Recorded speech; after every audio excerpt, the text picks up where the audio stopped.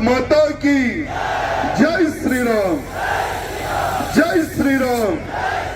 राम लक्ष्मण जानकी, राम लक्ष्मण जानकी, जय बोलो हनुमान की, जय बोलो हनुमान की। आज बिदर की इस विधानसभा में मेरे बड़े भाई ईश्वर सिंह ठाकुर जी भारतीय जनता पार्टी के कैंडिडेट बनकर आज चुनाव मैदान में उतरे हैं और आज उन्हीं के प्रचार के लिए मैं आपके बीच में उपस्थित हुआ हूं। नॉमिनेशन के समय पर भी मैं आया था, तभी भी मैंने आपका आशीर्वाद देखा कि ईश्वर भैया के साथ आपका पूर्ण आशीर्वाद मुझे उस दिन बहुत अच्छा दिखा। और आज भी मैं आया हूं तो इतनी बड़ी संख्या में ईश्वर भैया तुम आगे बढ़ो, हम तुम्हारे साथ हैं। यही ताकत, यही जज्बा विधानसभा में भारतीय जनता पार्टी का झंडा हम फहरा सकते हैं आप सबके आशीर्वाद से। और इस सभा में, इस सभा को सफल करने के लिए मंच पर उपस्थित शशिधर जी, चंद्रशेखर हमारे चंदू भाई पाटिल जी जो कि बिदर क्षेत्र के शेर कहे जाते हैं, बाबू वाली जी, रेवड़ू जी, राजेंद्र पुजारी जी, विजय कुमार पाटिल जी, वीर शेट्टी पाटिल जी, सोमनाथ पाटिल जी, गुरुनाथ पाटिल जी, वीरप्पा जी, प्रसन्न लक्ष्मी जी, सुभाष जी, हनुमान जी, कपिल होगर जी और मंच पर बहुत सारे अधिकारीगण उपस्थित हैं। क्योंकि समय कम है इसलिए अगर मैं किसी का नाम भूल जाता हूं तो क्षमा कर देना। आज यहां पर सिर्फ दो पार्टी में चुनाव लड़ रहे हैं, दो पार्टी मैदान में है, तीसरी का कोई अता पता नहीं है। कांग्रेस और बीजेपी की लड़ाई है यहां पर। जनता दल तो सिर्फ वोट काटने के लिए खड़ी हुई है। जनता दल पार्टी के जो सूर्यकांत जी जो कैंडिडेट है, मैं आज उनसे कुछ सवाल पूछना चाहता हूं।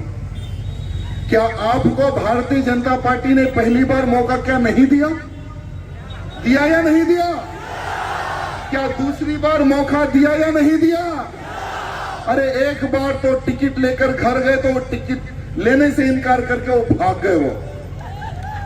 लेकिन आपने 2 बार भारतीय जनता पार्टी के झंडे के नीचे आपने चुनाव लड़ा, आपने तब नहीं जीता तो अब क्या आप जीतोगे? अब क्या आप जीतोगे? ये सिर्फ बीजेपी को हराने का एक षड्यंत्र है। जनता दल और एमआईएम ओवैसी में कोई अंतर नहीं है। वो भी सेक्युलर और ये भी सेक्युलर, इन दोनों में कोई अंतर नहीं है। और कांग्रेस के जो विधायक, कौन है यहाँ का विधायक? कौन है? अरे ये तो हमारे मठ को भी इन्होंने कब्जा कर लिया। हमारे मठ को कब्जा करके उनका कुछ बना लिया उन्होंने। नाम नहीं ले सकता हूं, इलेक्शन कोड है, ना तो फिर बिदर के चक्कर काटना पड़ेगा मुझे।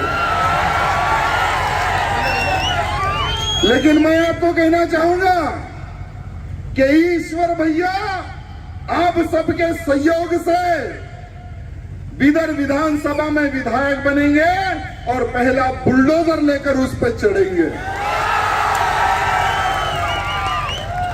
जो रहीम खान ने जो हमारे मठ को कब्जा करके जो मदरसा बनाया है, उस पर बुलडोजर चढ़ने का काम हमारे ईश्वर भैया करेंगे। ये ईश्वर भैया है, कॉम्प्रोमाइज करने वाले व्यक्ति नहीं है मेरे भाइयों। ये भी हमारे जैसे फाइटर है। कई वर्षों से मेरा धर्म, मेरा समाज, मेरे नौजवान ये सोच रखकर ये निरंतर जनता में काम करते रहे, जनता की सेवा करते रहे। जहां जहां चुनाव होता है वहां पर जाकर ये मेरी पार्टी का व्यक्ति है और मेरे झंडे को मैं झुकने नहीं दूंगा, वहां पर पूर्ण समय देकर वो कैंडिडेट को जिताने वाले व्यक्ति हमारे ईश्वर भैया। जहां जहां चुनाव होता हो, कर्नाटक हो, महाराष्ट्र हो, राजस्थान हो, छत्तीसगढ़ हो, कई राज्यों में जाकर इन्होंने वहां पर विजय दिलाकर आई है भारतीय जनता पार्टी के कैंडिडेटों को। लेकिन आज देखिए ईश्वर भैया खुद कैंडिडेट बनकर विधानसभा का चुनाव लड़ रहे हैं। हाथ जोड़कर आप सबके सामने खड़े हुए, हाथ जोड़कर। मेरे भाई, ये मौका अगर एक बार जाएगा ना, फिर ये मौका कभी नहीं मिलेगा। आज हिंदूवादी नेताओं को, हिंदूवादी कार्यकर्ताओं को हराने के लिए कांग्रेस पूरी जान लगा रही है। यह कांग्रेस का षड्यंत्र है कि कोई हिंदूवादी नेता जीतकर विधानसभा में ना बैठे, हिंदुत्व की आवाज विधानसभा में ना हो।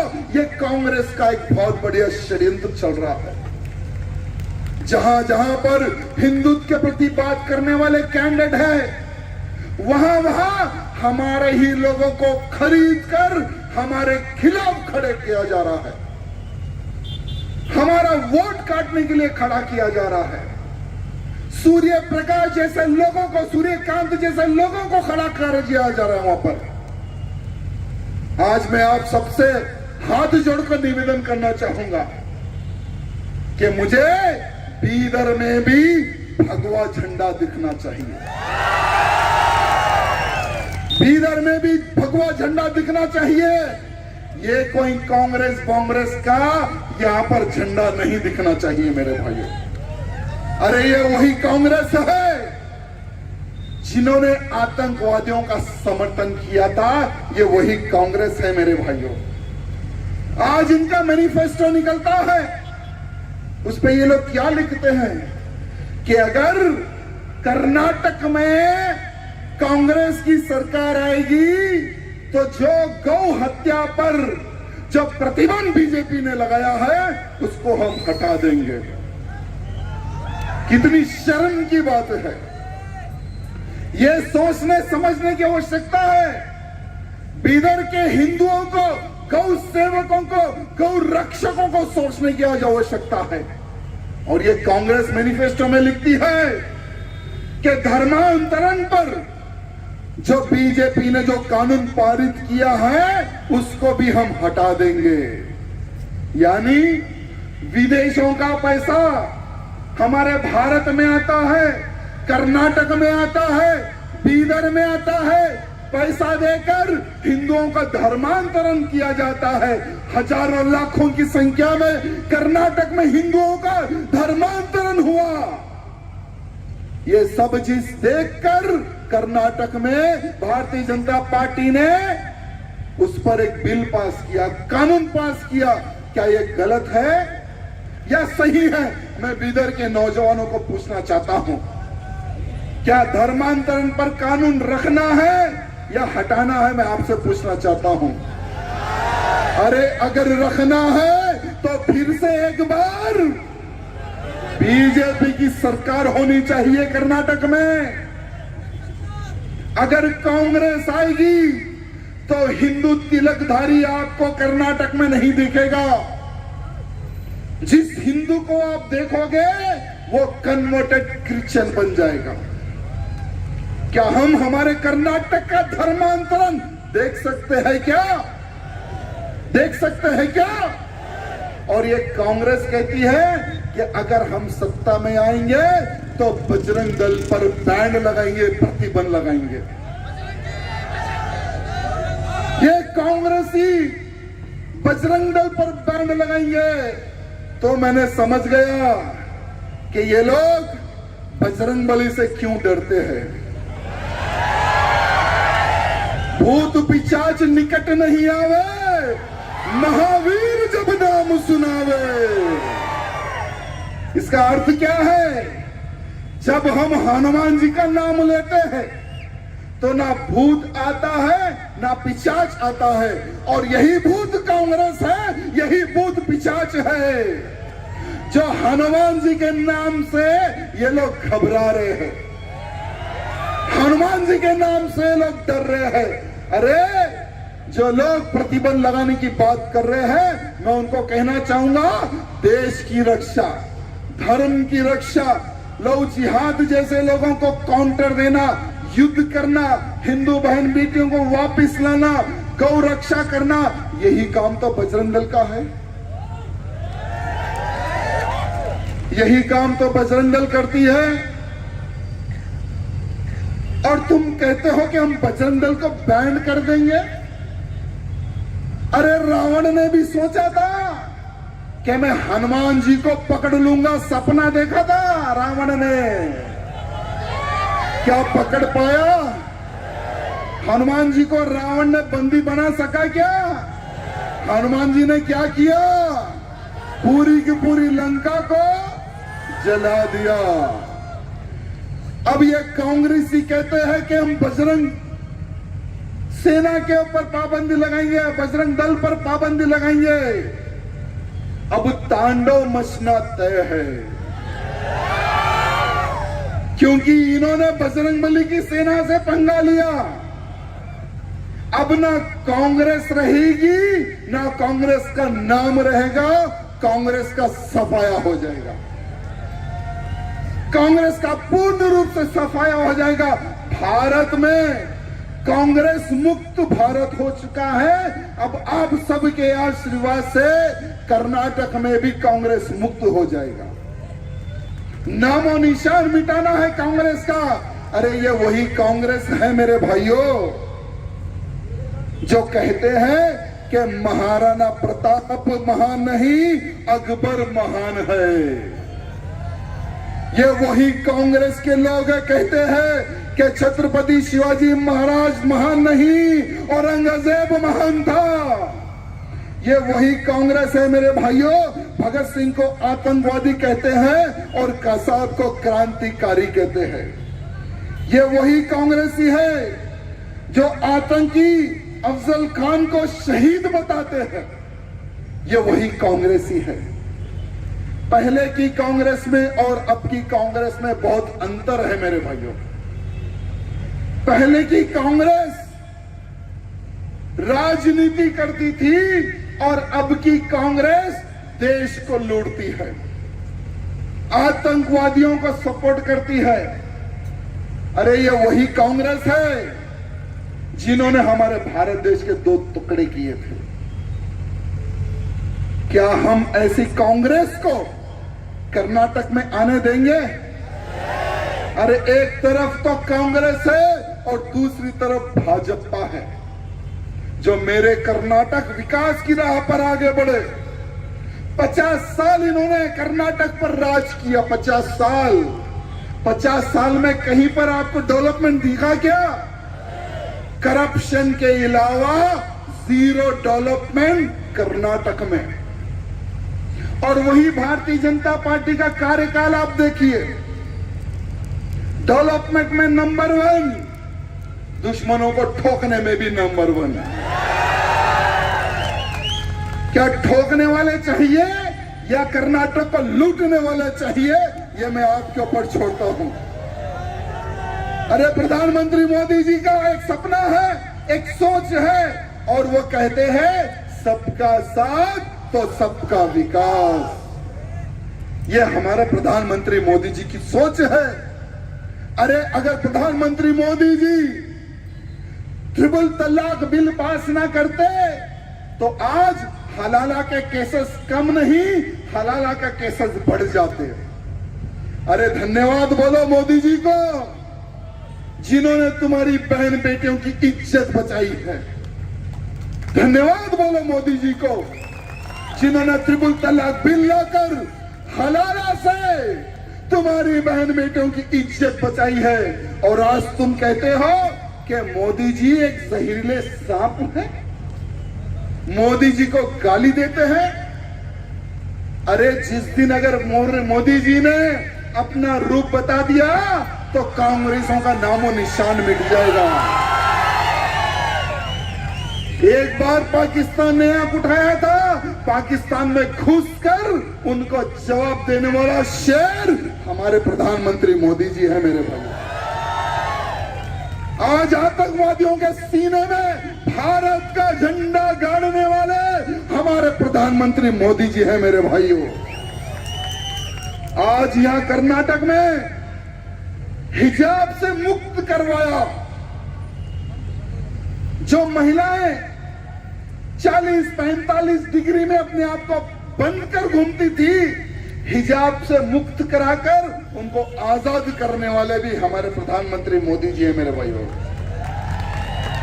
अरे यही मोदी जी है जिनकी सोच है कि ना आतंकवाद बचे और ना ही आतंकवादियों के पिल्ले बचे। आज हमारे भारत देश में PFI, popular front of India जैसे ऑर्गेनाइजेशनों का निर्माण करके लव जिहाद, लैंड जिहाद, बीजेपी के कार्यकर्ताओं को टारगेट करके मारना, राष्ट्रीय स्वयंसेवक संघ के कार्यकर्ताओं को टारगेट करके मर्डर करना, बजरंग दल जैसे कार्यकर्ता, जो बजरंग दल के कईयों कार्यकर्ता है, उन कार्यकर्ताओं को टारगेट करके मर्डर करना। मेरे भाइयों, 2013 से लेकर 2018 तक 35 हिंदूवादी कार्यकर्ताओं का मर्डर इन पीएफआई गुंडों ने किया। मोदी जी को मारने की योजना बनाई ये पीएफआई के गद्दार। अरे खाते देश का और गाते सालों पाकिस्तान का।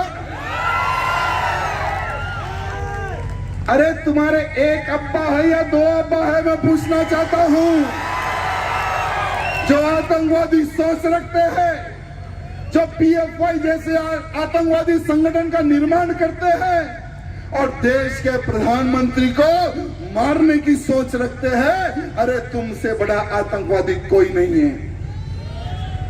मोदी जी ने एक बहुत गलत काम किया जो सिर्फ बैंड किया। मोदी जी, मैं आपसे निवेदन करना चाहूंगा कि जहां जहां पीएफआई होगा वो राज 1 महीने के लिए योगी जी को दे दे।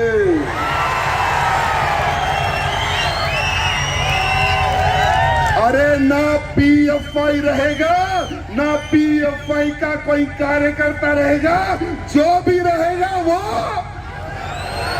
72 हूरों के पास योगी जी उसको पहुंचा देंगे।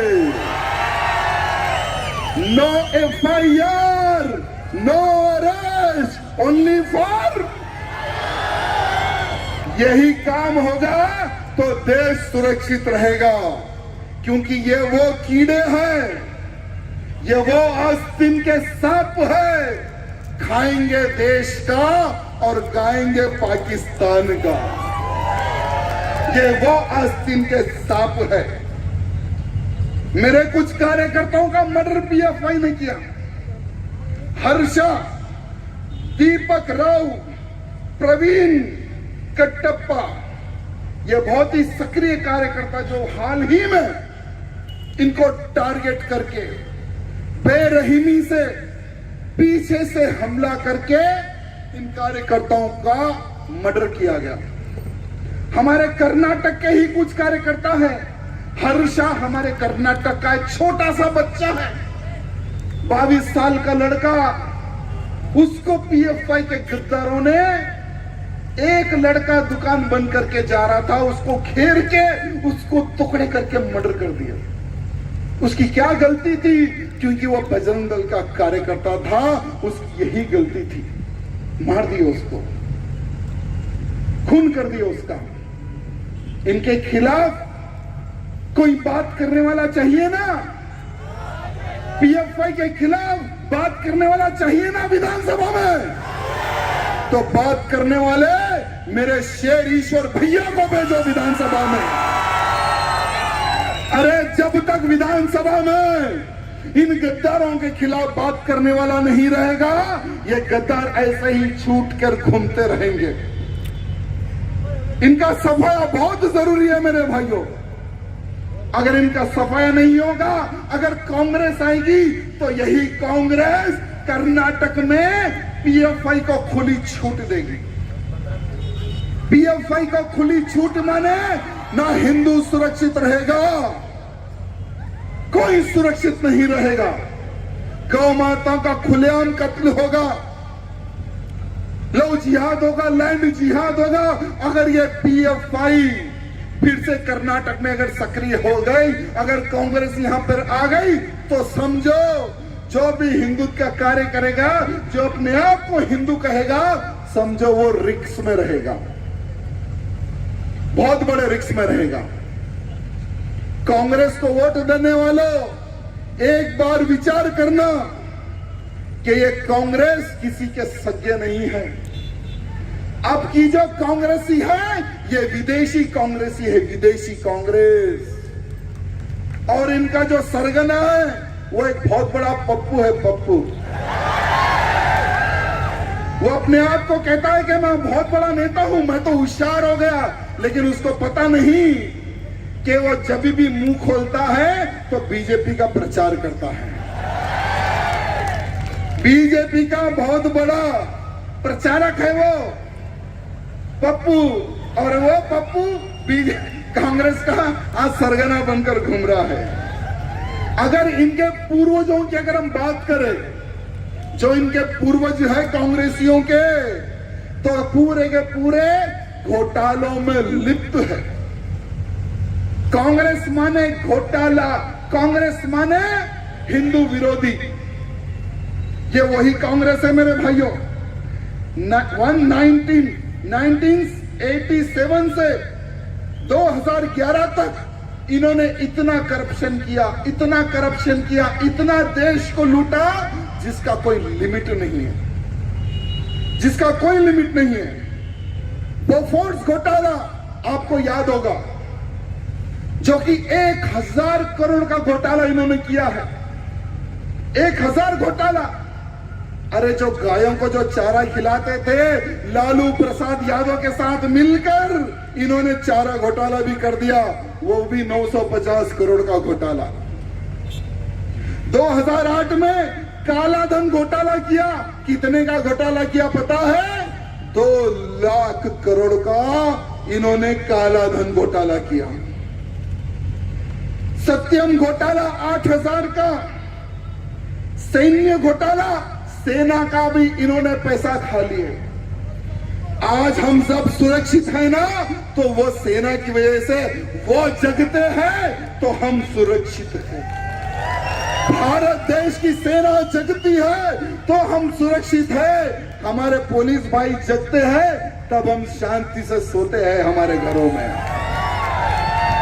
और वही सेना का घोटाला, इन्होंने 5000 करोड़ रुपए हमारी सेना का खा गए लोग। ये वो कांग्रेस है। आदर्श घोटाला 2010 में 900 करोड़ का। 2G घोटाला 1,75,000 करोड़ का घोटाला।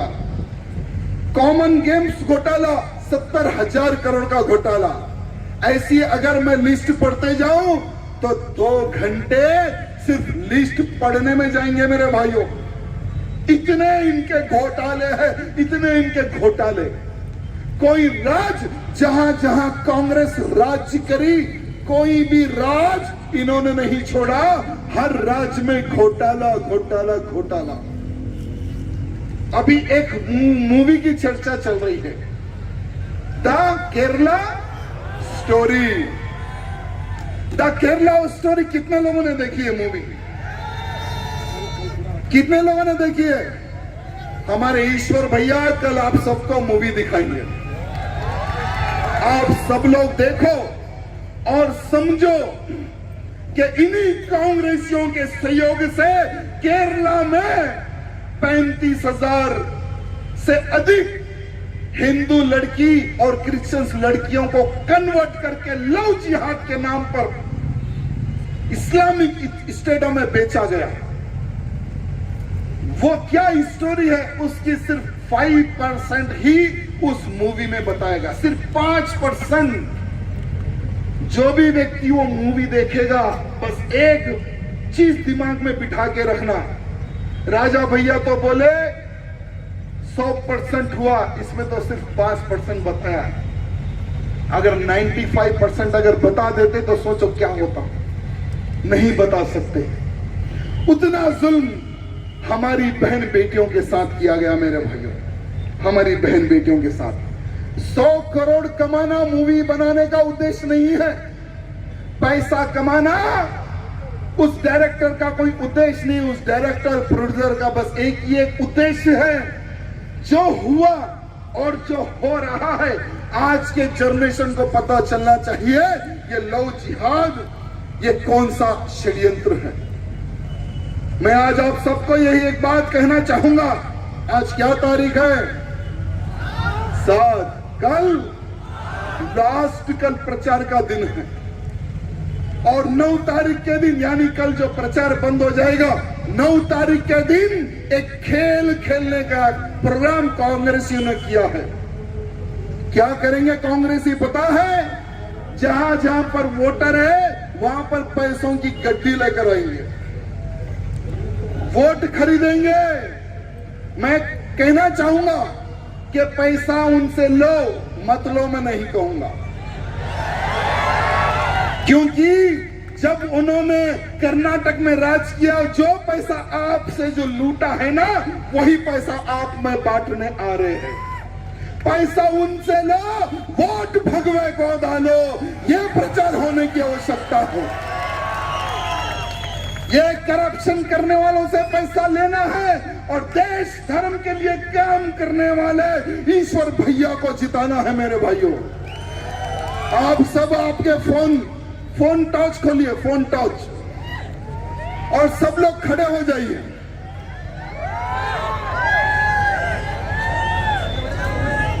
आज मैं आपको अपना हाथ, सीधा हाथ आगे रखिए। आप भी आपके आगे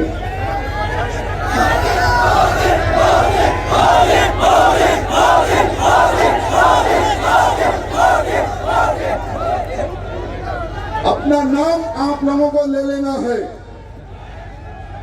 अपना नाम आपको ले लेना है। मैं भगवान को साक्षी मानकर आज ये मैं संकल्प लेता हूँ, जब तक जीऊंगा देश के लिए कार्य करूंगा, जब तक जीऊंगा मेरे धर्म की सेवा करूंगा, जब तक जीऊंगा मेरे समाज की सेवा करूंगा, और ये चुनाव में मैं बिकूंगा नहीं, ना ही किसी को बिकने दूंगा। ये चुनाव में मेरा एक ही एक उद्देश्य रहेगा, इधर से कर्नाटक में भारतीय जनता पार्टी को जिताने के लिए मैं पूरी ताकत लगाऊंगा। मैं भगवान राम जी की सौगंध खाता हूं, हनुमान जी की सौगंध खाता हूं। बोलो जय श्री राम, जय श्री राम। अब की बार भीतर में ईश्वर भैया की सरकार, अब की बार भीतर में, अब की बार भीतर में। धन्यवाद। जय श्री राम। भारतीय जनता पक्ष